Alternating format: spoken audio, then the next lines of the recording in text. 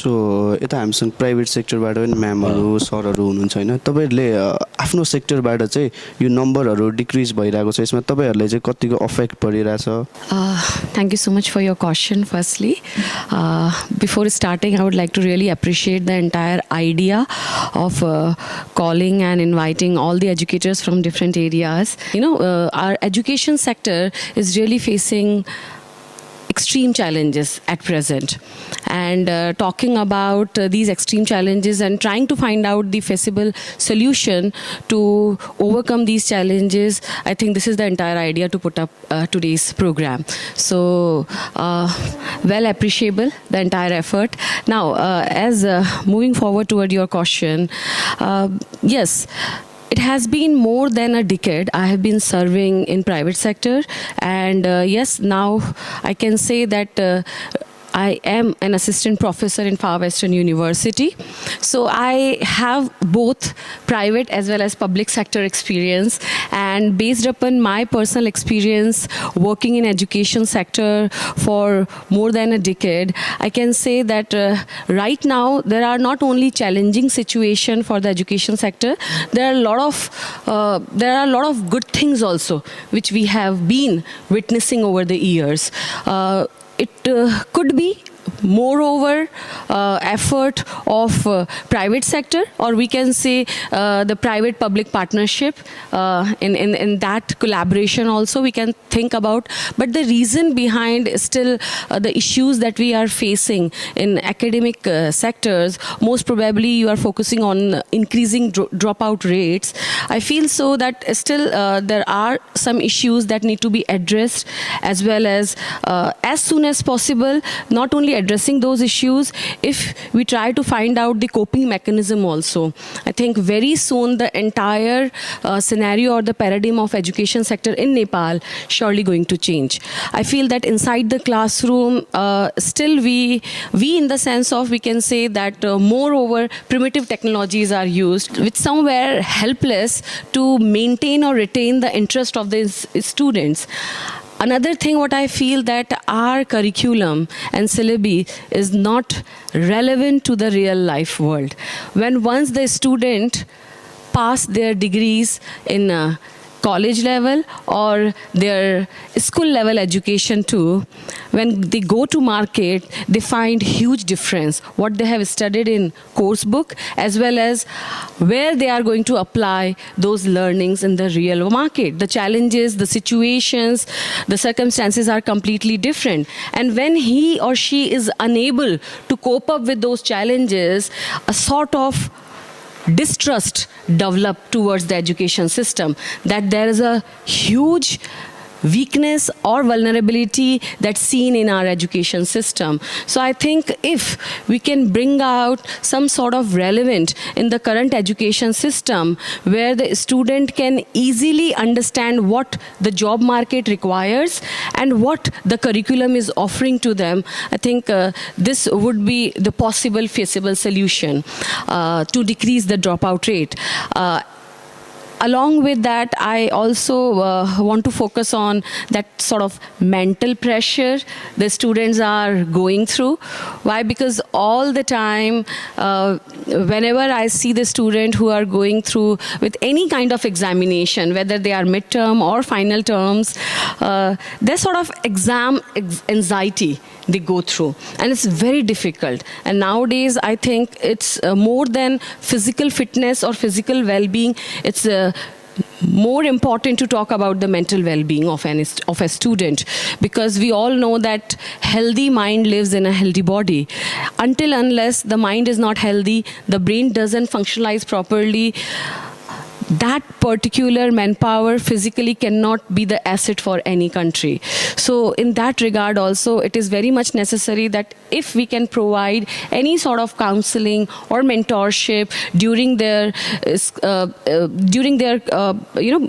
college going days, or even in school level also, I think it will be very helpful for a student to overcome this kind of issues. And one more issue I want to focus over here, which every individual in Nepal is going through, that is socio-economic challenges as well as the family pressure. I think most probably we have seen that why students are forced to go abroad. It's not they are so much interested to go abroad. They don't want to leave their family. They don't want to leave their community and society. They want to grow. They want to grow in their own hometown. They really want to do something for their own place. But still, what we see, the entire scenario is so depressing. Every year we see number of students in lakhs are forced to go abroad. Even I was checking out the records, statistics mainly. After March also, more than 70,000 students have flown from Nepal to different foreign countries. What is the reason behind that? I think we all know the reason. And I think the possible solution can only achievable through proper education and awareness and a coping mechanism where the ecosystem will definitely support these young minds to settle down in their own country, do something for your own place. Everyone is ready to support you. So that sort of thing is really pressuring, creating a sort of high level pressure among the young generation. So if we are ready to address such things, I think it would be easy for us to create or form a balanced society. So thank you so much. This is my views on that. एउटा यसमा सानो प्रश्न के आयो भन्दाखेरि हामीले पढ्न चाहिँ पढ्छौँ होइन, पढ्दाखेरिमा हाम्रो जुन सिलेबस छ अनि करिकुलम छ त्यो यसरी डिजाइन भएको छ कि we are just focused on exam based होइन. अनि आफ्टर आवर ग्रेजुएसन हामीले पढिसके पछाडि चाहिँ कसरी हामीले जब रेडी मार्केटमा जान सकिन्छ अनि करिकुलम र सिलेबसलाई अलिकति मोडिफाई गरेर कम्प्लिटली चेन्ज गर्न चाहिँ अब भन्न नै मिल्दैन होइन. दे आर गुड, तर कसरी त्यसलाई मोडिफाई गरेर फ्युचरको स्टुडेन्ट्सहरूलाई जब रेडी मार्केटमा पुगाउन सकिन्छ? Thank you so much for your question once again. Again, it is relatable to the previous question because this is the biggest reason why students or teenagers or the civic society people are forced to go abroad. The one thing is that there is a huge gap between what they are learning inside the classroom and when they go to job market, they face a sort of gap or a kind of difference where they are not receiving a kind of, they have to struggle not for the sustainable lifestyle, but for the substantial lifestyle also they have to put a lot of struggle. So for that, it is very important that how we can work out from the grassroots level. And if the changes can be focused inside the classroom while making sort of amendments in the curriculum or syllabi, I think that would be an appreciable step taken by the authorities. So how we can create, I think the first thing that need to be focused, that the education structural says that in the primary level, then in secondary level, and then in the university level, what level of curriculum need to be developed. What I feel so that though I have very less experience working in the school level going kids, but what I see the scenario in my surrounding, I can have my own views on that, where I see that in primary level, moreover, let's focus on those kids developing or focusing more over life skills. Okay, let's not pressurize them learning more course books and curriculum based studies. If we can focus more over teaching them life skills or teaching them value system, I think that is more appropriate. I really get so much fascinated by the Chinese education system or the Japanese education system, where we see that these small kids are not pressurized with the loaded bags. Right now my kid is in 7th class, but I have been watching him, carrying heavy bags every day, and when he come back from school to home, he's completely tired. Why he's tired? With the load of that bag, So this is something that need to be addressed right now. Though I'm not saying that everything is so depressing, changes are happening, but until unless we don't imbibe these changing into the entire system, I think everyone's effort, individual effort will not make a drastic change. So that is why also in that level, let's focus more over developing value system, teaching them more moral and ethical values will be more beneficial. Then directly going to university level education, what I feel that after passing inter-level education, why anyone pursue their higher education?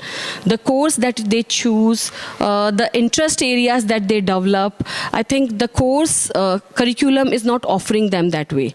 If I am interested in a kind of technical or vocational work, still the society is forcing me to complete degree courses. I'm not against degree courses, but maybe it is against my interest area. I can see you youngsters, you are trying on your own, developing your interest in different areas, and you are seeking better professional career in days to come, not pursuing 4 years degree courses. So the educational system should offer array of courses to any individual in regard to their own interest and their own choices. If anyone is interested in photography, why not he or she can develop a promising and wealthy career in that particular area? But for that, the society is allowing them.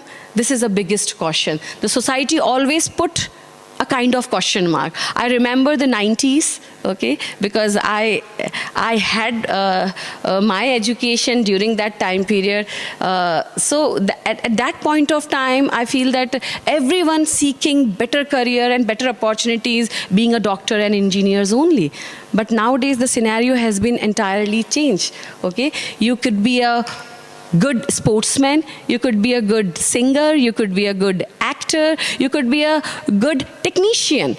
But the important thing is that the area where you are interested or you have that keen interest in that particular area, you must develop one, knowledge in that area, and secondly, skill. So if this kind of things are focused in our curriculum mainly, I think easily we can cope up with the challenging situation where teenagers, especially after completing their degree, they are completely clueless what to do, where to go, which kind of career option should be pursued.